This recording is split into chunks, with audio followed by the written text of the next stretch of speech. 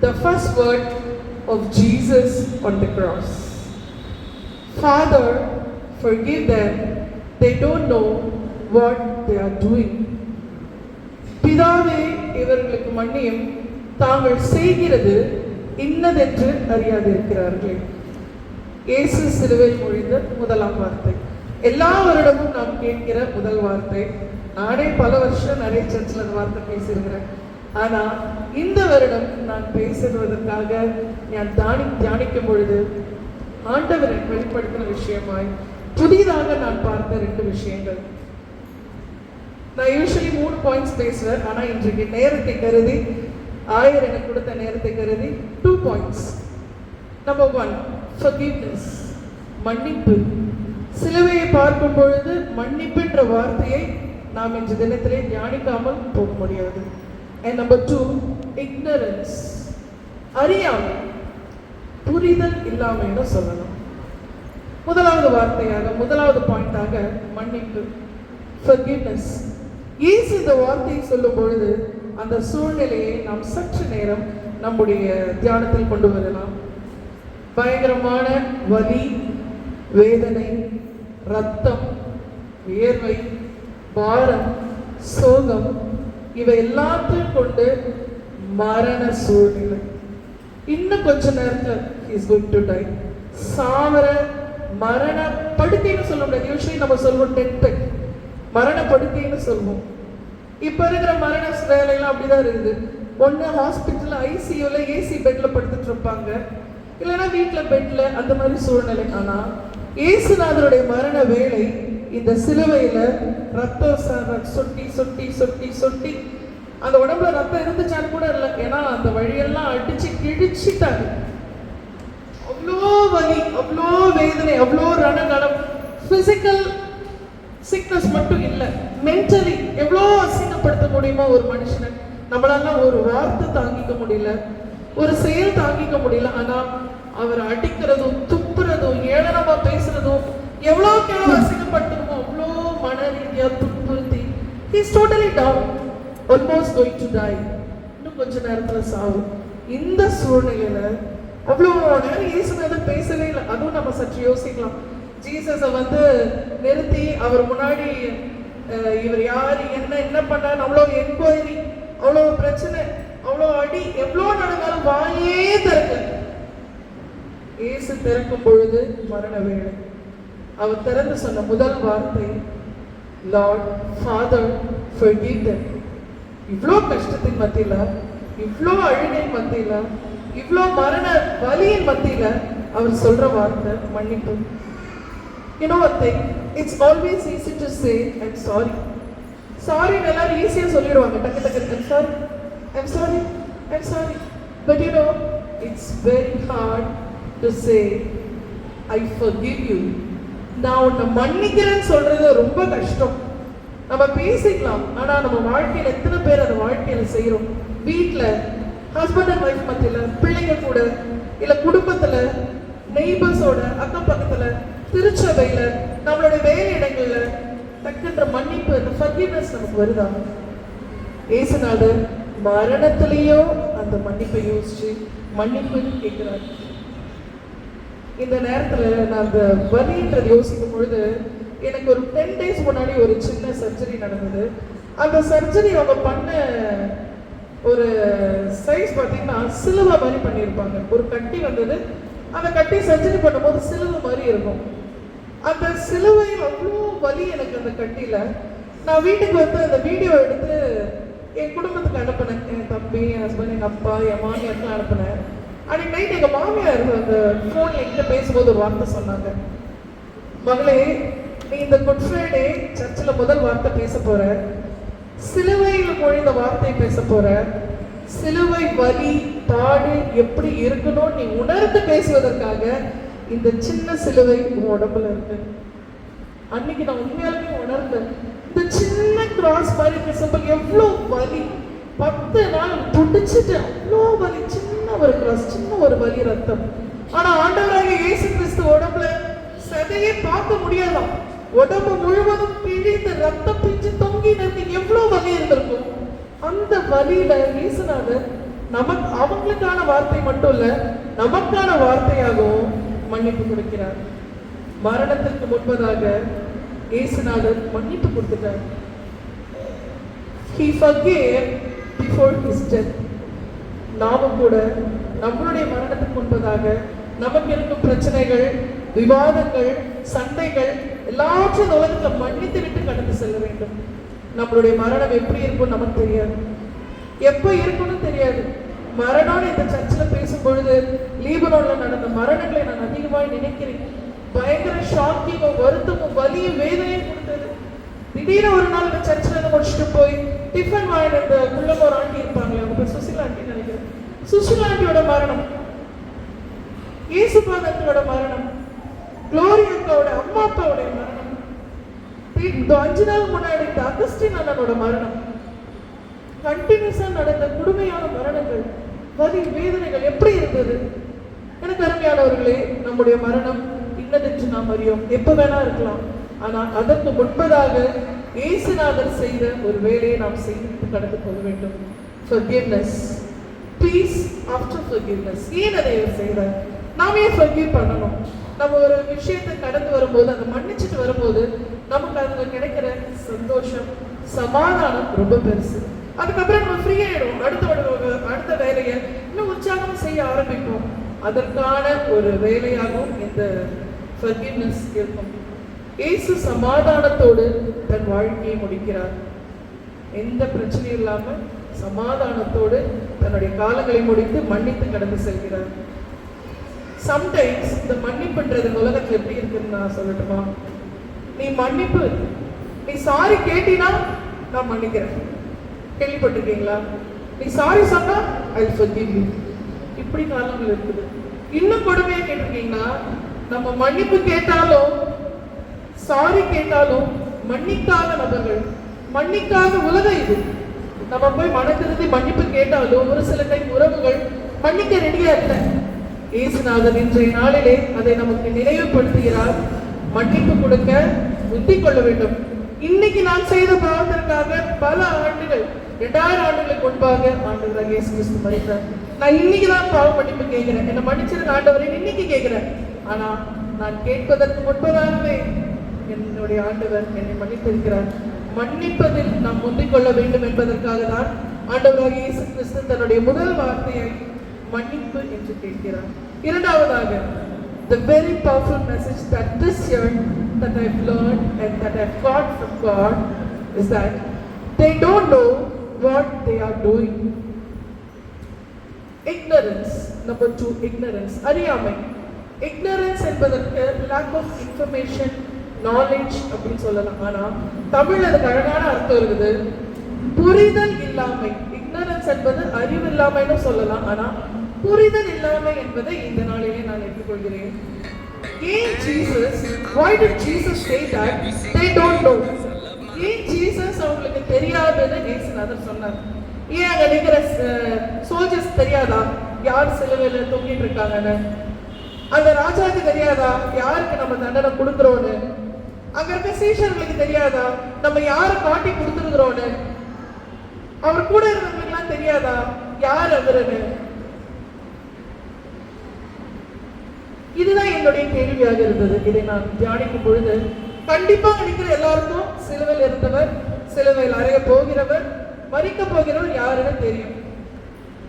இப்போது இங்க இருக்கிற நமக்கும் தெரியும். இயேசுநாதர் அன்னைக்கு கேட்ட மன்னிப்பு அவர்களுக்கு மட்டுமல்ல, இன்று இருக்க நமக்கும் தான். அப்போது இருக்கும் நபர்களுக்கும் இப்பொழுது இருக்க நமக்கும் தெரியும். ஆனா இயேசுநாதர் நமக்கும் அந்த மன்னிப்பு கொடுக்கிறார். இவர்கள் செய்கிறது என்னதென்று அறியாது இருக்கிறார்கள். they don't know what they doing. ஏன் நமக்கு தெரியாதா நம்ம செய்யற பாவங்கள்லாம் என்னன்னு? சண்டையோ, பிரச்சனையோ, திருடுறதோ, ஏமாத்துறதோ, இன்னும் நம்மளுடைய பொறுப்புல ஒழுங்கா இல்லாம இருக்கிறதோ, இன்னும் சூப்பரா பாத்தீங்கன்னா உனக்கு திராணி இருக்கும் போது அதை செய்யாமல் இருப்பது கூட பாவம் தான். இப்படி அநேக பாவங்கள் இருக்குது. நமக்கு தெரியாது அதெல்லாம் பாவம்னு. கண்டிப்பா தெரியும். ஆனா இயேசுநாதர் ஏன் இவங்களுக்கு தெரியாம செய்யறாங்கன்னு குறிப்பிடுறார். இது எனக்கு ஒரு பெரிய கேள்வியாக இருந்தது. Why did Jesus say that they don't know and we don't know? உண்மையாகவே நிறைய பேருக்கு இன்னும் தெரியலையா இல்ல புரியலையா? எங்களுக்குள்ளே வாசம் செய்யும் ஆவியானவரே, இந்நாளில் சித்தம் போல் நடத்தி செல்லும் ஐயா. எங்களுக்குள்ளே வாசம் செய்யும் ஆவியானவரே, இந்நாளில் சித்தம் போல் நடத்தி செல்லும் ஐயா. ஆவியானவரே, ஆவியானவரே, பரிசுத்த ஆவியானவரே, ஆவியானவரே, ஆவியானவரே, பரிசுத்த ஆவியானவரே. இதுதான் அது நான் கேட்ட கேள்விக்கான அர்த்தம். நமக்குள்ள வாசம் செய்யும் ஆவியானவர், ஆண்டவர் இருக்கிறான்னு தெரியாம தான் நாம செய்கிற பாவங்கள். அதற்காக இயேசுநாதர் சொல்றாரு, they don't know what they are doing. இவர்கள் என்னதென்று அறியாமல் செய்கிறார்கள். அவர்களுக்குள்ளாக இவர்களுக்குள்ளாக பரிசுத்த ஆவியானவர் இருக்கிறார். கடவுளுடைய சக்தி, the Lord's power, the Lord's spirit lives within us. இதை நாம் எத்தனை பேர் உணர்கிறோம், அறிகிறோம், அதை புரிந்து கொண்டு நடக்கிறோம்? வாயில சொல்வது மட்டுமல்ல, பரிசுத்த ஆவியானவர் நமக்குள்ளே இருக்கிறார் என்பதை நாம் உணரும் பொழுது நம்மளை மீறி அடுத்த காரியங்கள் நெகட்டிவா வரவே வராது. அதை நாம் உணராமல் இருக்கிறோம் என்பதை இன்றைய நாளிலே ஆண்டவராகிய இயேசு கிறிஸ்து நமக்கு உணர்த்துகிறார். 1 கொரிந்தியர் 3:16-17 இந்த ஒரு வசனத்தை மட்டும் யாராவது வாசியுங்கள். 1 கொரிந்தியர் 3:16-17. 1 கொரிந்தியர் 3:16-17.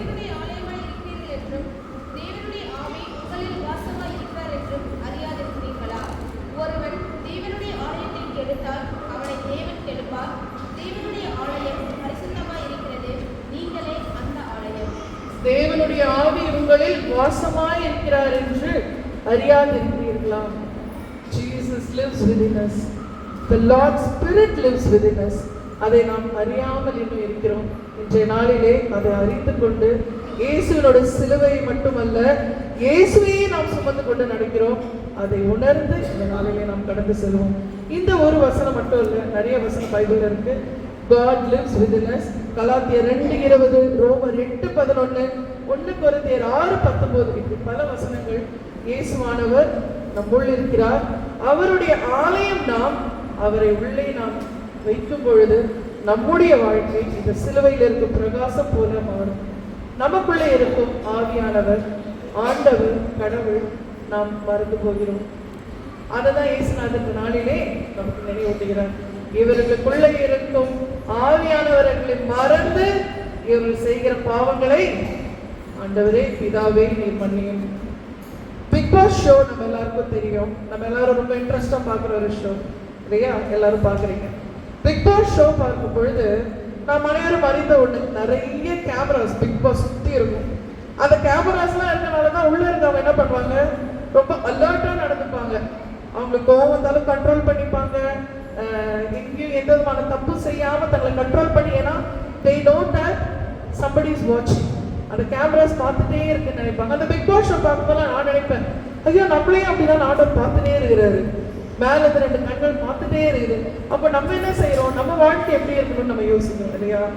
அந்த கேமரா 2 கண்கள் மேல இருந்து பார்ப்பது மட்டும் இல்லை, ஆண்டவர் மேல இருந்து பார்க்கிறார் நினைக்கிற நம்ம சம்டைம்ஸ் ஆண்டவர் நம்ம பக்கத்துல இருக்கிறாருன்னு நினைப்போம். இன்கேஸ் ஆண்டவர் நம்ம பக்கத்துல இருந்தாருன்னா, ஐயோ நான் என்னை இவ்வளவு கண்ட்ரோல் பண்ணிக்கணும், ஐயோ இந்த பாவம் நான் செய்யக்கூடாது, நான் என்னை இன்னும் இவ்வளவு மாத்திக்கணும்னு நினைப்போம்.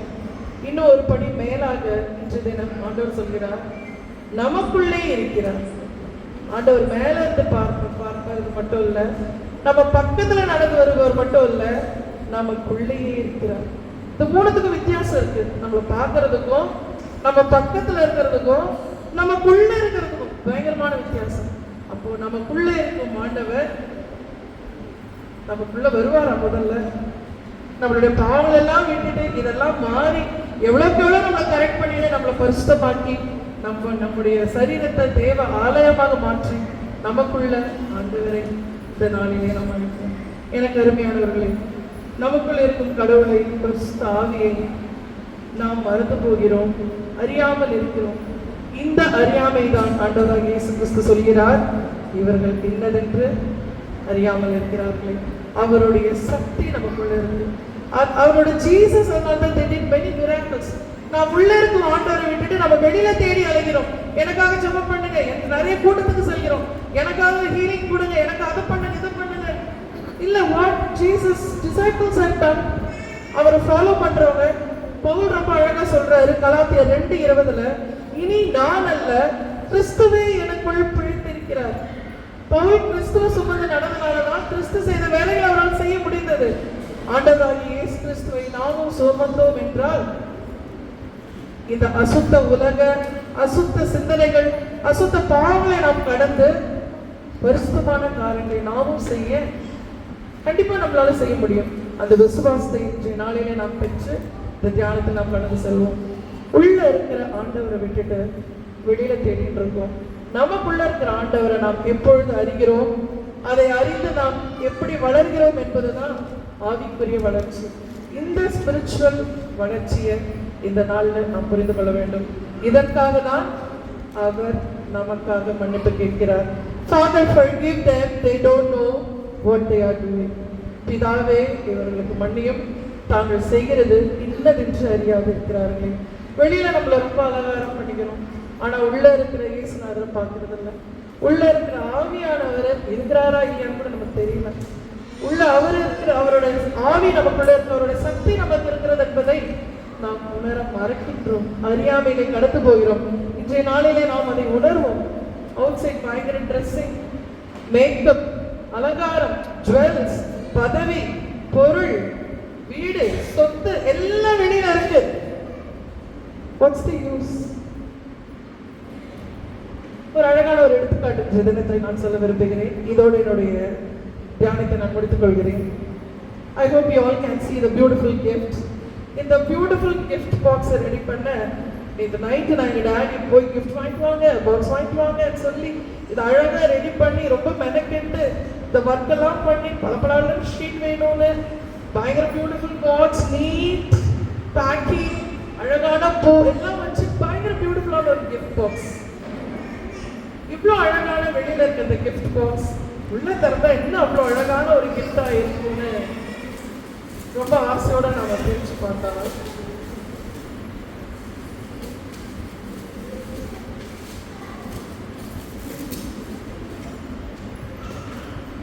வெளியில அழகா இருக்கிற இந்த கிஃப்ட் பாக்ஸ்க்குள்ள ஒண்ணுமே இல்லை. உள்ள ஒண்ணுமே இல்லாத அந்த கிஃப்ட் பாக்ஸ் வெளியில எவ்வளவு அழகா இருந்தாலும் பிரயோஜனமே இல்லை. இதை நான் யாருக்கும் கொடுக்கவும் முடியாது. இது ஒரு பயனற்ற பொருளா போயிடும். வெளியில எவ்வளோ அழகா வேணா இருக்கலாம், எவ்வளோ மெனக்கெடலாம், எவ்வளோ எஃபர்ட்ஸ் எடுக்கலாம், என்ன வேணா பண்ணலாம். ஆனா வெளி அழகால ஒன்றும் பிரயோஜனம் இல்லை. உள்ள இருக்கிற அழகு தான் முக்கியம். உள்ள என்ன இருக்கு, தட்ஸ் வாட் மேட்டர்ஸ். அது மட்டும் தான் நமக்கும் மற்றவர்களுக்கும் ஒரு பிரயோஜனம் உள்ள ஒரு பொருளா அமையும். நம்முடைய வாழ்க்கை எப்படி இருக்கிறது அருமையானவர்களே? வெளியில அழகா இன்னைக்கு குட் ஃப்ரைடே ஒயிட் அண்ட் ஒயிட்ல, இந்த பிளாக்ல, இந்த பியூட்டிஃபுல்லா அழகா வர நம்ம உள்ள இயேசுநாதர் வர அளவுக்கு ஒரு பரிசுத்த இடம் இருக்கிறதா? நமக்குள்ள இயேசுநாதர் வச்சிருக்கிறோமா? ஆவியானவரை இன்னைக்கு உட்கொண்டு அவரை உள்ள வச்சு நம்மளுடைய பியூட்டிஃபுல் அவுட் சைட் லுக்கிங் மட்டும் இல்லை, நம்மளுடைய இன்சைட் லைஃப் உள்ள இருக்க நம்மளுடைய வாழ்க்கையும் பியூட்டிஃபுல்லா மாறும் பொழுது கண்டிப்பாக நம்மளுடைய வாழ்க்கையை பியூட்டிஃபுல்லான ஒரு வாழ்க்கையாக மட்டும் அல்ல, ஒரு அர்த்தமுள்ள வாழ்க்கையாய், ஒரு சாட்சியுள்ள வாழ்க்கையாய் மாறும்.